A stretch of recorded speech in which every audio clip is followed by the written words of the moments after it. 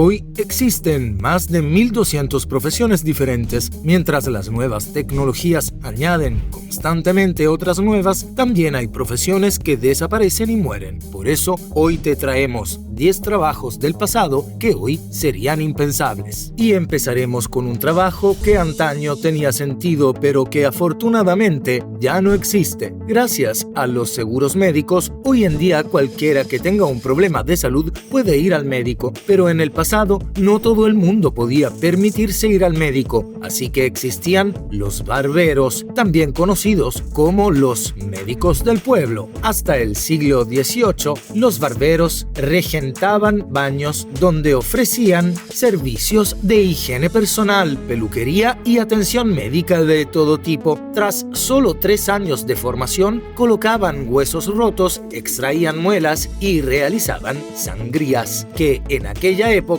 se utilizaban para eliminar la mala sangre. También preparaban remedios y ungüentos e incluso realizaban amputaciones. Tanto si se necesitaba un afeitado, un corte de pelo o una operación, el barbero lo hacía todo por el ciudadano de a pie, algo impensable hoy en día. No era raro que las operaciones del barbero agravaran el estado del paciente. Para el siguiente trabajo de nuestra lista se necesita un estómago fuerte. En la época anterior al alcantarillado y a la fontanería modernos, alguien tenía que ocuparse de los excrementos humanos, y ahí es donde entraban en juego los granjeros de gongs, también conocidos como hombres de la noche. Se encargaban de vaciar letrinas, pozos negros y retretes colectivos desde la Edad Media hasta principios de la era moderna. Su trabajo consistía en bajar a las fosas profundas al anochecer con palas y cubos para retirar los excrementos.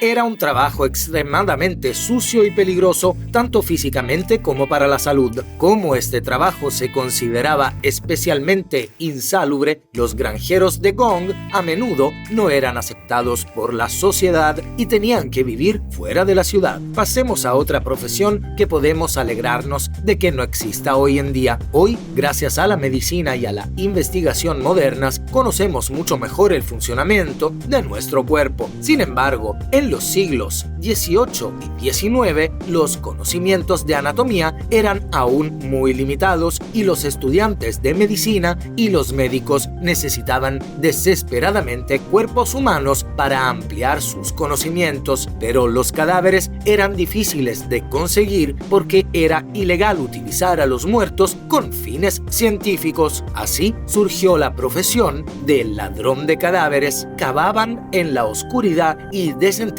cadáveres recién exhumados para venderlos a facultades de medicina y médicos que pagarían bien por la mercancía. El robo de cadáveres era por supuesto ilegal y moralmente reprobable, pero había una gran demanda de cuerpos humanos para estudios anatómicos. Los ladrones de cadáveres se arriesgaban a ser castigados, incluso linchados, pero para los pobres era a menudo una de las pocas formas de ganar dinero. Afortunadamente, la profesión de desollinador hace tiempo que desapareció. En los siglos XVIII y XIX, las chimeneas eran la principal fuente de calor de muchos hogares y, como también se utilizaban para cocinar, había que limpiarlas con regularidad para evitar incendios. Como las chimeneas eran estrechas y no había tecnología moderna para limpiarlas, los muchachos que las limpiaban tenían que trepar por ellas para quitar la suciedad y el hollín. En su mayoría eran huérfanos o niños de familias con pocos recursos que habían sido vendidos por sus padres a amos. Los niños de entre 3 y 8 años trabajaban en condiciones peligrosas e insalubres, sin protección y a menudo en harapos. Las condiciones de trabajo eran tan malas que muchos de estos niños enfermaban o incluso morían. Ahora llegamos a una profesión que en su día fue muy importante, pero que hoy resulta difícil de imaginar. Aunque hoy en día tenemos Netflix, programas de humor y redes sociales para entretenernos, hace algunos años el bufón de la corte era la principal fuente de entretenimiento en las cortes reales. El bufón, también conocido como malabarista, era una mezcla de animador, payaso y burlón cuyo principal trabajo era entretener y divertir a la nobleza. Esto no significaba simplemente contar chistes o realizar trucos. El bufón a menudo tenía que arriesgar su seguridad, se le permitía criticar al rey y a sus consejeros, pero siempre con un delicado equilibrio que podía salir mal. La vida del bufón dependía a menudo de si el rey entendía o no su humor. Los Banshee también eran activos en el campo del entretenimiento. En la época del cine mudo japonés, cuando las películas aún no tenían sus propias bandas sonoras, los Banshee proporcionaban el entretenimiento necesario y la explicación de la película al público. El Banshee se situaba junto a la pantalla y comentaba en directo la acción de la película con voz alta y mucha expresividad. Esto era necesario porque las películas mudas a menudo carecían de subtítulos y no había forma de transmitir el diálogo o la información del caso directamente desde la película. Por lo tanto, el Banshee no solo reproducía el diálogo de los personajes, sino que también explicaba la trama, describía las emociones y llenaba el silencio con su propia interpretación. Un buen Banshee era actor, narrador y animador, todo en uno. Con su voz podía hacer reír al público, conmoverlo hasta las lágrimas o provocarle angustia. A menudo se convertía en la estrella de su cine y la gente iba al cine no solo para ver la película, sino también para escuchar a su Banshee. Seguimos con una profesión que antaño era absolutamente imprescindible, pero que hoy parece completamente impensable. Es el llamado knocker up o el hombre despertador. En la época anterior a los despertadores eléctricos y los teléfonos inteligentes, hasta el siglo XIX y principios del XX, a muchas personas les resultaba difícil levantarse de forma fiable por la mañana para ir a trabajar. De ahí surgieron los aldaboneros. Equipados con largos palos o pequeños bastones, salían a primera hora de la mañana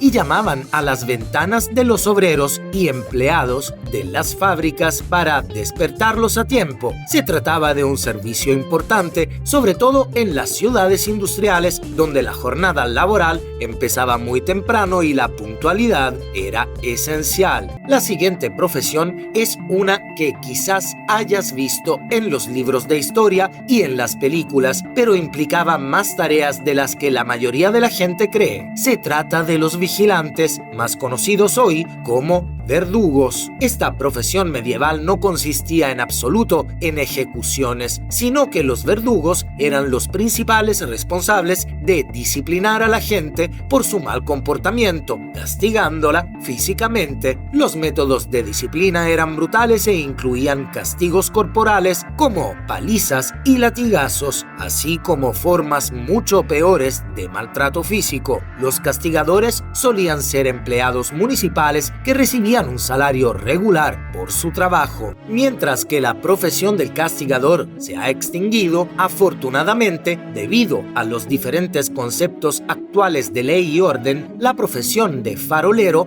ha sido víctima de los avances tecnológicos. Antes era un trabajo importante en muchas ciudades y pueblos de todo el mundo. El farolero se encargaba de encender las farolas de gas o petróleo en las calles, callejones y plazas para iluminarlas durante las horas nocturnas. Al caer la noche, recorría las calles y se aseguraba de que cada farol estuviera cuidadosamente encendido, a menudo con la ayuda de un palo o una lámpara especial. También comprobaba que todos los faroles funcionaran y sustituía los cristales rotos o añadía combustible según fuera necesario. El trabajo requería precisión, ya que la seguridad de los peatones y del tráfico dependía en gran medida de la disponibilidad de luz. Sin embargo, con la llegada de la electricidad se introdujeron las farolas eléctricas, con lo que el trabajo quedó obsoleto. Por último, llegamos a una profesión que en su día fue vital, pero que también fue destruida por los avances tecnológicos, la del